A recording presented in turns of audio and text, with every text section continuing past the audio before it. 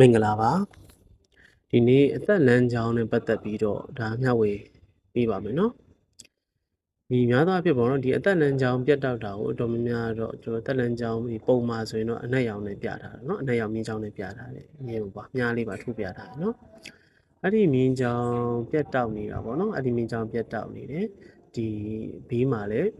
မြင်းကြောင်းတစ်ခုရှိနေပေါ့နော်အဲ့တော့ဒီလိုအသက်မြင်းကြောင်းပြတ်တောက်နေတဲ့အတွက်ဒီများသောအားဖြင့်သူတွေကတော့ဒါအဲ့ချိန်မှာအသက်ဘေးရနေကြုံရတယ်လို့ပါတော့အဲ့လိုမျိုးထင်ကြတယ်ပေါ့နော်ဘယ်တော့မဟုတ်ပါဘူးအဲ့လိုမျိုးအသက်မြင့်ကြောင်းပြောင်းနေတယ်သူကအသက်ပိုင်းခြားတွေပေါ့နော်မမျော်လင့်မနေတော့ရုတ်တရက်ရောက်ဝေးကိုသွားတတ်တာပေါ့နော်ရောက်ဝေးသွားတတ်တာကိုတနေ့တကြီးကိုပြောင်းရွှေ့နေထိုင်တာပေါ့နော်မမျော်လင့်မနေရုတ်တရက်ပေါ့နော်ကိုအောင်မပြေအကိုးမှနေတယ်ဆိုရင်ရန်ကုန်ရောက်သွားတာလို့နော်စကိုင်းရောက်သွားတာနေပြီးတော့ရောက်သွားတာလို့အဲ့လိုမျိုးမျော်လင့်မနေမိမိမွေးရမြီကနေဝေးတဲ့တနေ့တကြီးမှာသွားရောက်ခြေချနေထိုင်ရတယ်ဆိုတော့ပြတာပါနော်အားလုံးပဲပညာဘူးတုတ္တတိုးဝကြပါစေနော်